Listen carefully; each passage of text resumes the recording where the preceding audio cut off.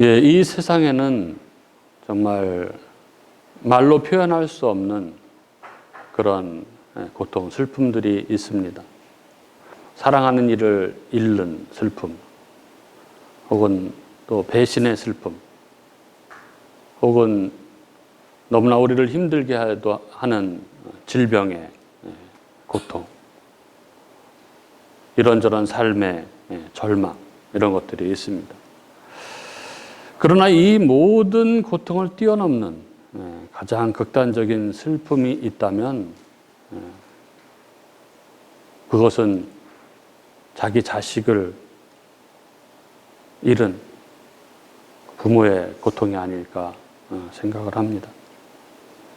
자식을 먼저 떠나보낸 부모의 눈에는 세상의 모든 빛이 다 사라져버리고, 그리고 세상의 시간도 다 멈춰버리고 하는 것이죠. 내가 대신 죽을 수 있었으면, 그런 생각을 합니다. 벌써 10여 년이 지난 일이지만 아직도 생생한 2014년 이 세월호 참사로 수많은 학생들이 희생되었을 때 이 단원고 희생 학생들의 부모들은 정말 깊은 절망 속에서 아이들의 이름을 부르며 그렇게 울부짖었습니다. 한 어머니의 말은 이랬습니다. 아이가 죽었다는 말이 믿기지 않아요. 아직도 문을 열고 들어올 것 같습니다. 세상이 멈췄고 내 시간도 거기에 멈췄습니다.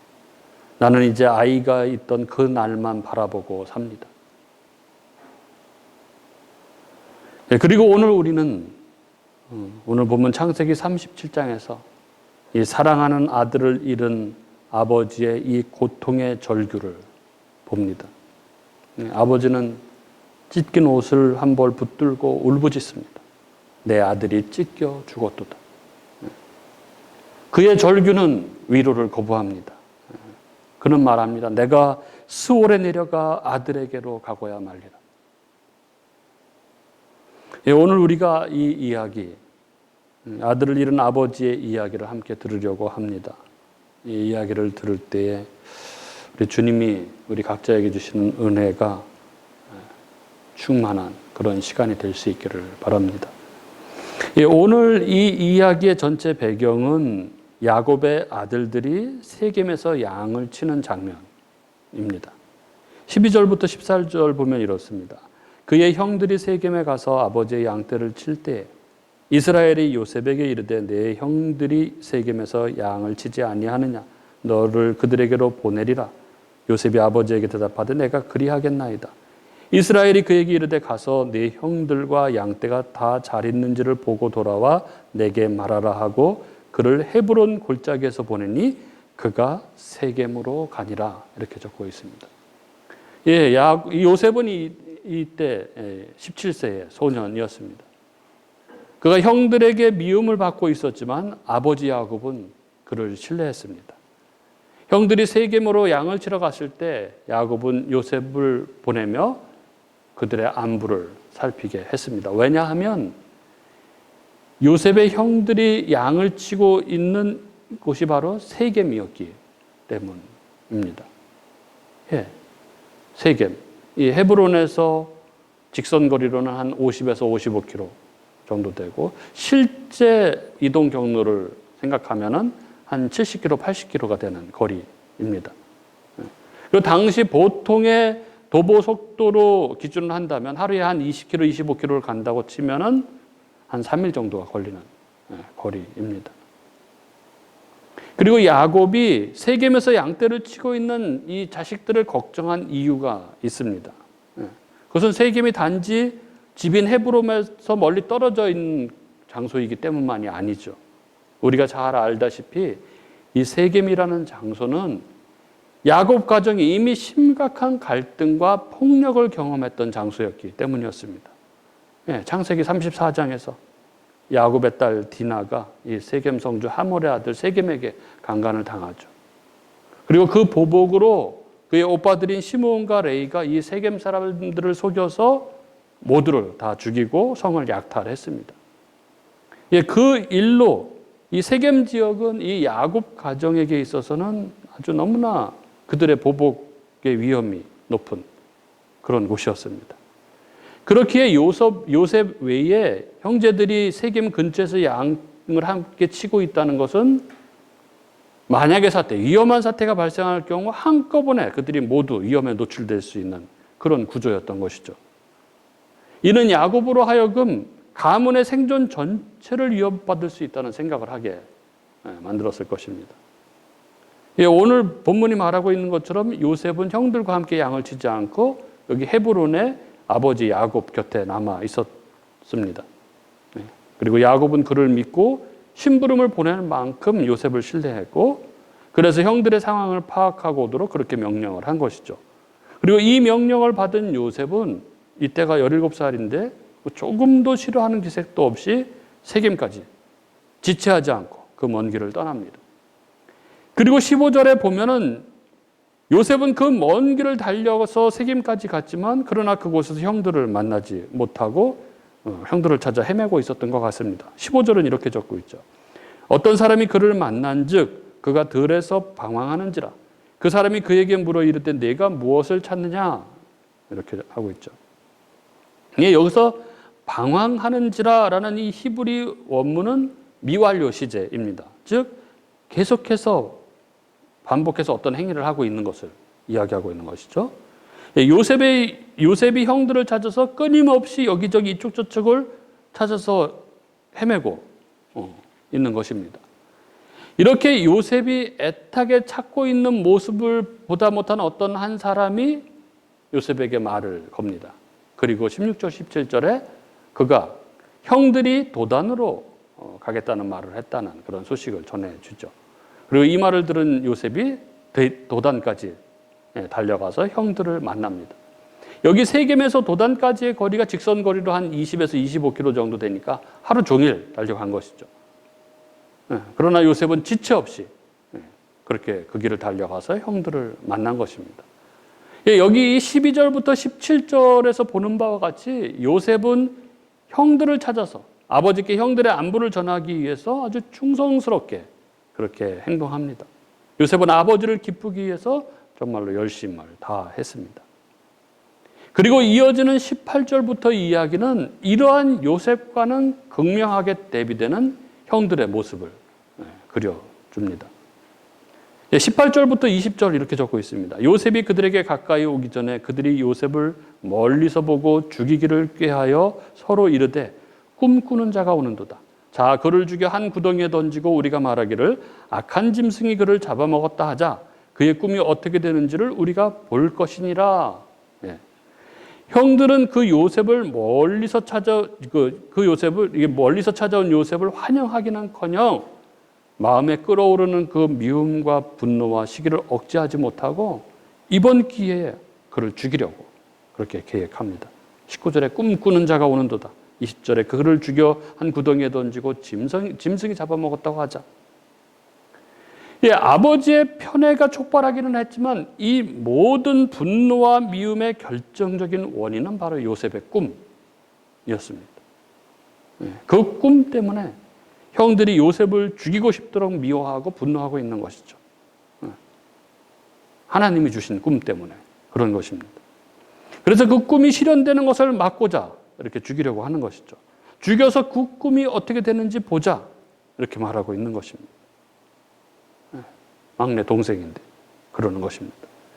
형들은 요셉의 꿈이 하나님이 주신 꿈이라고 생각하거나 받아들이려고나 하지 않고 이러고 있는 것입니다.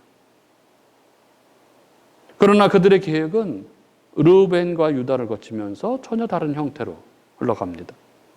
죽여서 구덩이에 쳐놓고 악한 짐승이 먹었다고 아버지에게 보고하기로 그렇게 계획을 세웠는데 맏형 르우벤이 반대하면서 일이 틀어지기 시작합니다. 그가 장자로서 책임감 때문에 그랬는지 혹은 아버지의 첩을 취한 전력이 있기 때문에 속지 않은 심정에서 그랬는지는 모르겠지만 그는 요셉을 직접 죽이는 것을 반대합니다. 그래서 그냥 광야 구덩이에 던지자고 제안을 합니다. 나중에 몰래 꺼내려고 하는 것이죠. 그러나 이러한 르우벤의 제안이 다른 형제들 입장에서도 뭐 굳이 반대할 이유가 없는 것이었습니다. 왜냐하면 광야 구덩이에 던지는 것도 뭐 죽이는 것과 마찬가지였기 때문에 그런 것이죠.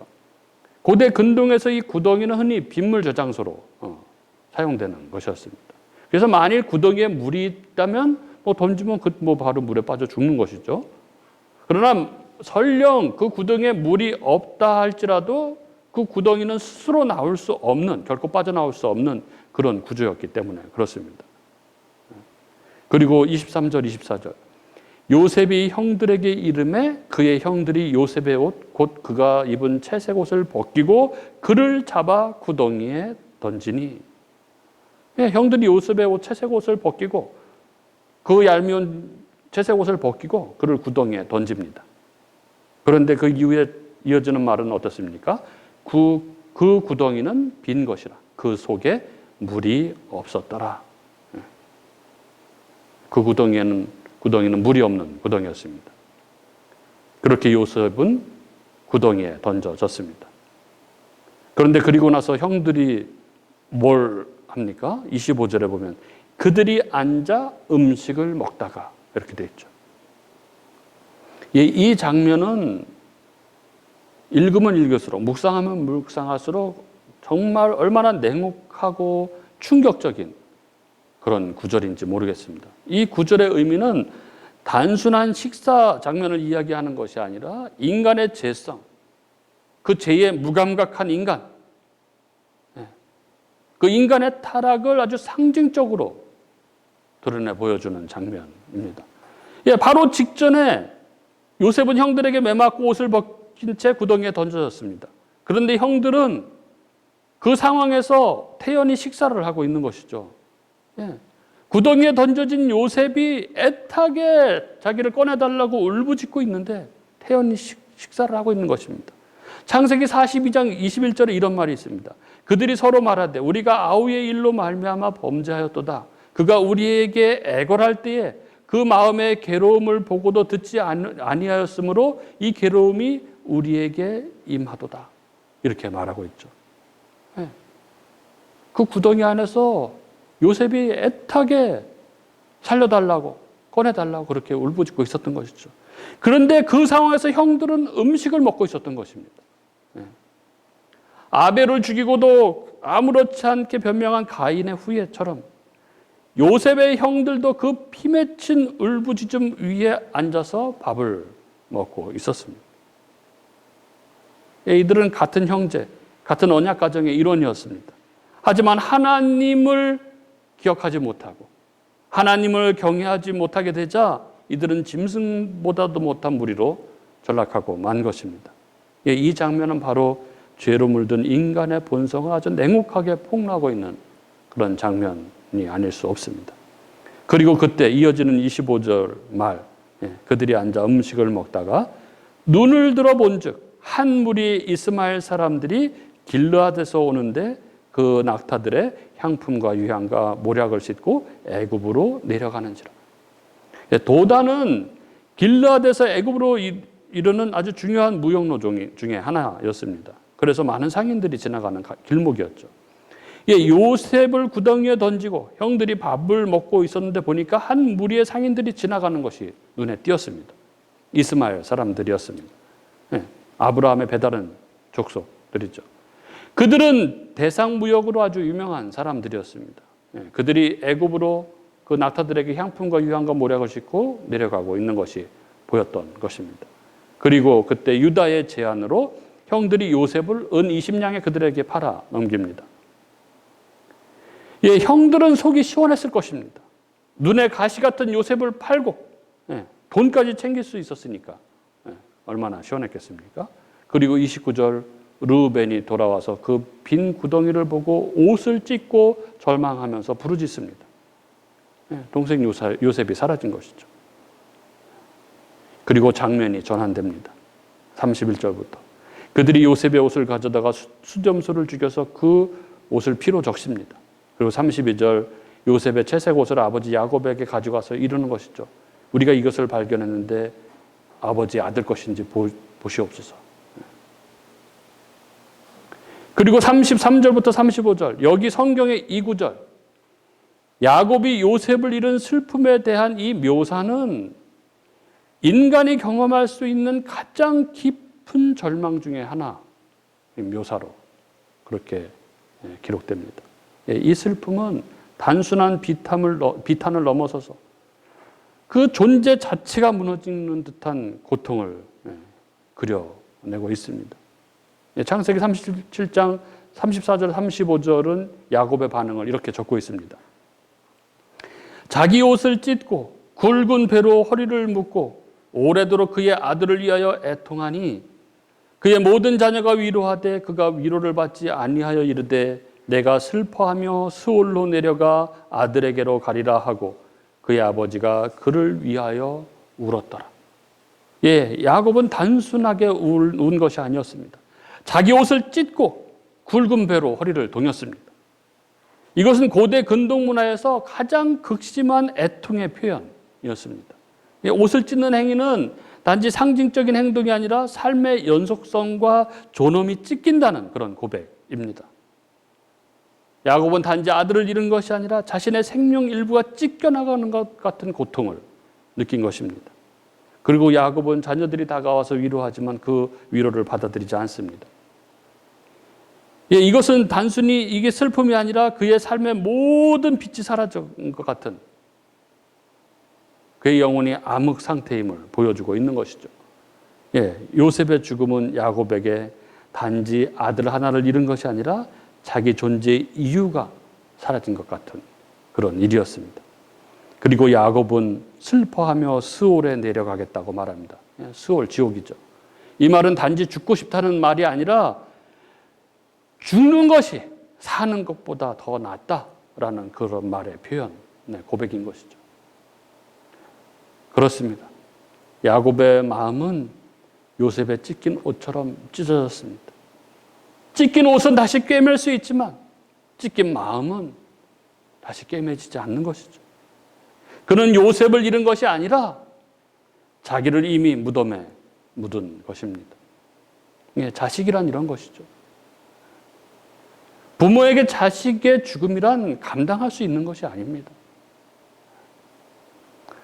이번 주 중에 늘 교제하고 지내는 목사님 중 한 분과 여러 번 통화를 했습니다. 자꾸 전화가 오길래 무슨 일인가 했는데 아들이 아프다는 거예요. 아주 어릴 때 머릿속에 수술하기 어려운 곳에 혹이 생겨서 얼마나 마음고생을 하고 얼마나 간절히 기도하고 병원에 다니고 했는데 정말 하나님의 은혜로 또 많은 사람들이 도와주셔가지고 잘 치료를 받아서 괜찮아졌는데 지금 고3이거든요.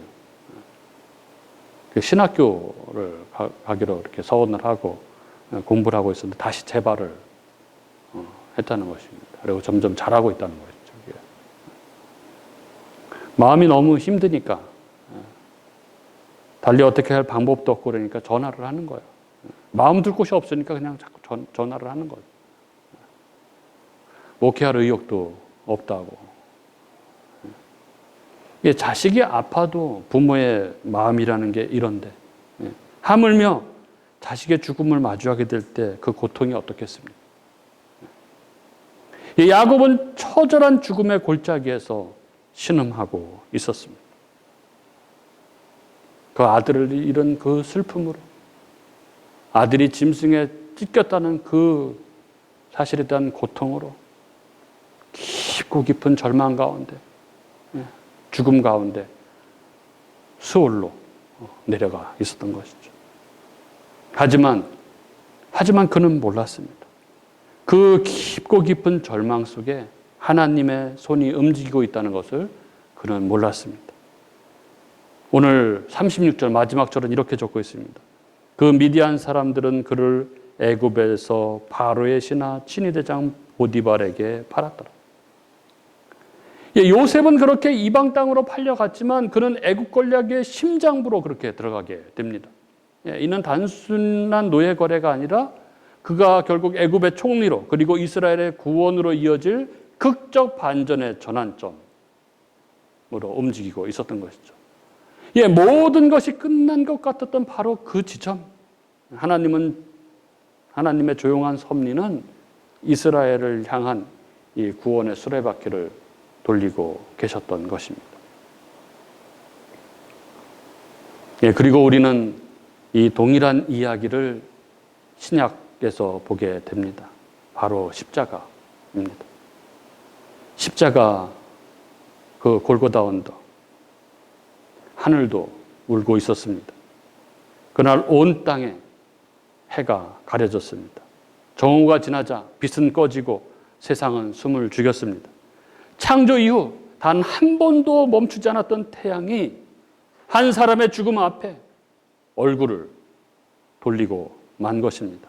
누가복음 23장 44절 보면 제6시쯤 되어 해가 빛을 잃고 라고 적고 있습니다. 예, 하늘도 울고 있었고 땅도 울고 있었습니다. 그리고 아버지는 말없이 그 아들의 죽음을 바라보고 계셨습니다. 예, 요셉이 형제들에게 미움을 받았던 것처럼 그도 자기 백성들에게 미움을 받으셨습니다. 요셉이 조롱과 시기 속에 옷벗김을 당했던 것처럼 그도 병사들에게 옷벗김을 당하고 조롱을 당하셨습니다. 그리고 요셉이 구덩이에 던져졌던 것처럼 그도 무덤에 내려가셨습니다. 그리고 그날 이 갈보리 언덕에서는 그 육체의 피보다 더 진한 영혼의 절규가 터져 나왔습니다. 엘리 엘리 라마 사박단, 나의 하나님 나의 하나님 어찌하여 나를 버리셨나요? 예, 이 외침은 예수님의 절규였지만 동시에 아버지 하나님의 침묵의 통곡이기도 했습니다. 자기 아들이 찢기고 죽임당하는 것을 보시면서도 그 고통을 감내하고 계신 아버지의 통곡이었습니다. 그러나 아무도 알지 못했습니다. 이 죽음이 모든 인류를 사망으로부터 생명으로 구원하는 그 구원의 출발점이라는 것을 몰랐습니다. 이사야서 53장 3절은 이렇게 적고 있습니다. 그가 찔림은 우리의 허물 때문이요 그가 상함은 우리의 죄악 때문이라. 그가 징계를 받음으로 우리가 평화를 누리고 그가 채찍에 맞음으로 우리는 나음을 받았도다. 예, 야곱은 요셉의 찢어진 채색 옷을 붙들고 통곡했습니다. 그는 요셉이 죽었다고 믿었고 자신의 모든 것이 무너졌다고 느꼈습니다. 하지만 하나님은 그 찢어진 옷 너머에서 구원의 길을 열고 계셨습니다. 그 고통스러운 상황은 오히려 하나님의 섭리 가운데 살아 있었고 앞으로 한 민족과 열방을 살릴 구원의 통로를 열고 계셨던 것입니다. 사랑하는 우리 교우 여러분, 우리 인생에도 우리가 이렇게 구덩이에 던져지는 것 같은 그런 때가 있습니다. 절망의 시간이 있습니다. 내가 잘못한 것이 없는데 사람들로부터 미움을 받을 때가 있는 것이죠. 너무나 고통스럽습니다. 상황이 다 왜곡돼서 사람들이 나를 미워하는 것입니다.